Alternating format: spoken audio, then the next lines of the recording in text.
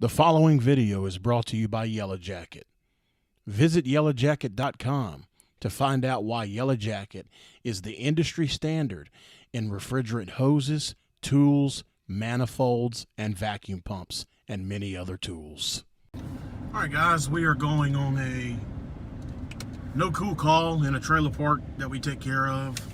I was told that this man, boss man, said that before I fix anything, I have to call my boss man and tell him what the problem is so that he can call the guy that owns these trailers.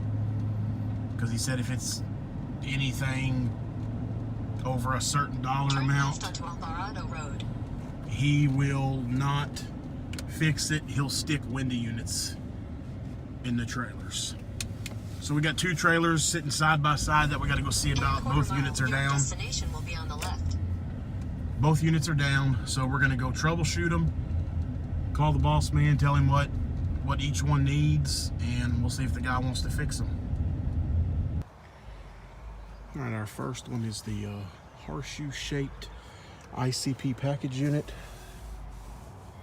Looks like a 4-ton, which is way too big for this house.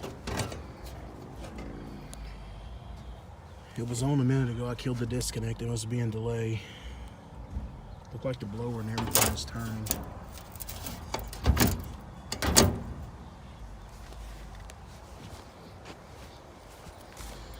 But if you look right there,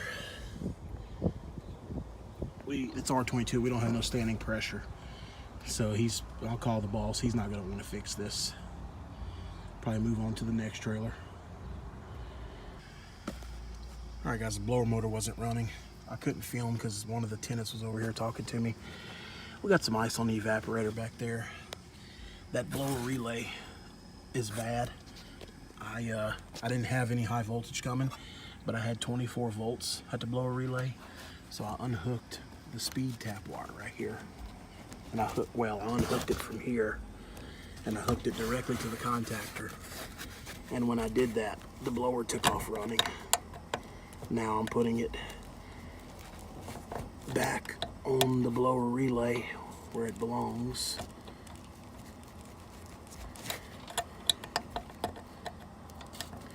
Wants to fight me. There we go.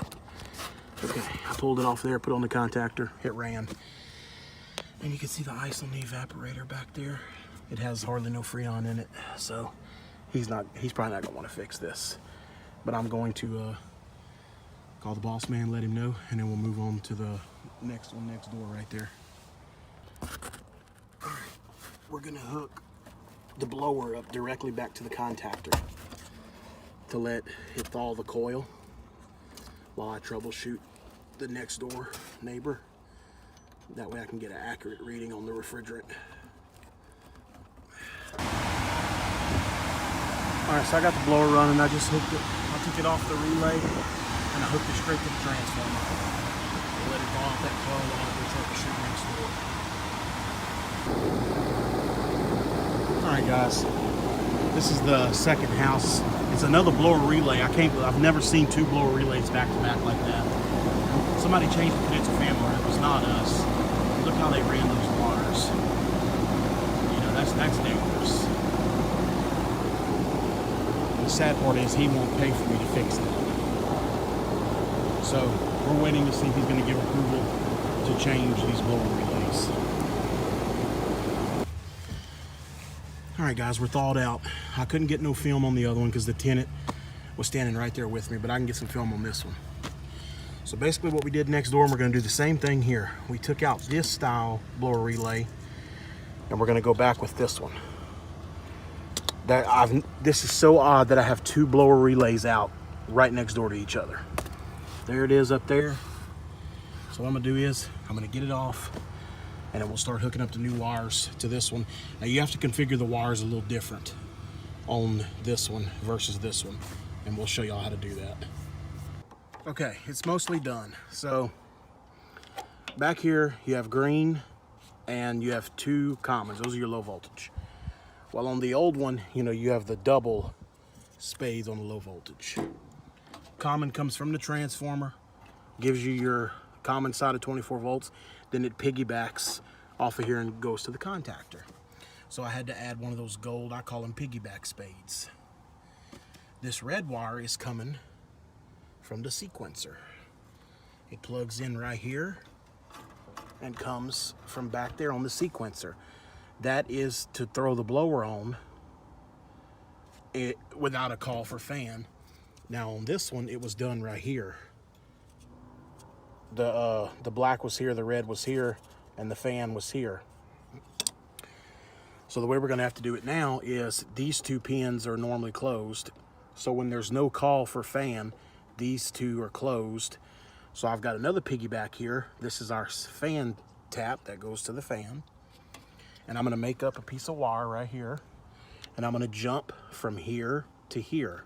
Again, that's here to here. That way, if this red wire from the sequencer calls, it'll jump over and then jump to the fan and throw the fan on. And then this is what powers the fan here.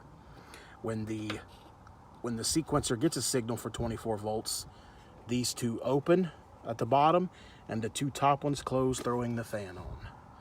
So we'll finish wiring that up, show it to you again, mount it in place, and run it.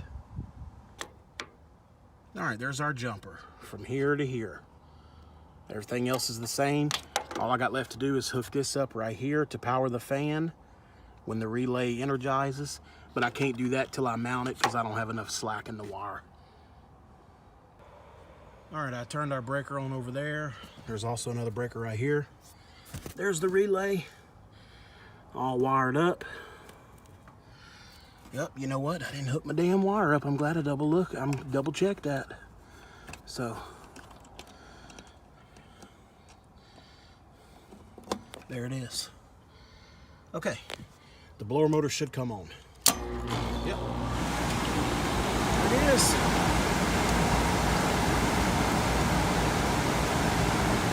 You know, sometimes when you get these calls, especially side by side like that, it's like, damn, two exact same units, two blower relays.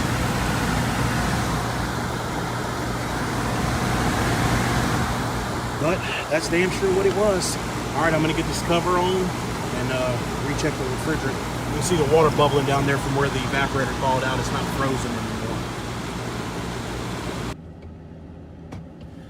All right, guys, we're pulling out of here. This is not the not your most fancy trailer park.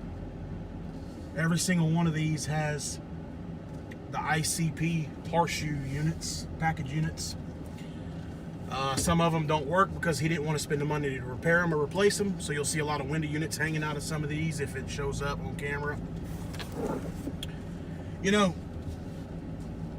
I can't remember the last time I've had two units sit next to each other, you know, right next door to each other with the same identical problem. Both of them with bad blower relays. And I'm not a particular fan of that ICP horseshoe unit, but you know, it wasn't the prettiest thing in the world. I never installed them, so I don't know how easy they were to install. They're not the most service-friendly thing in the world, but they are a workhorse, and they would last. These are very old, and they're still, a lot of them are still kicking. And as far as the blower relay, I use that one because that's what we stock on the truck. We don't stock those sequencer type blower relays. That's the same one Goodman uses or used to use on their old air handlers. They have a time delay built in, and they're just not very good. They're very notorious for failing. So I like that single pole normally open, single pole normally closed relay. They're really good. They last. All right, guys. Well, thank y'all for watching another video. Appreciate the support, and we'll see you guys on the next one.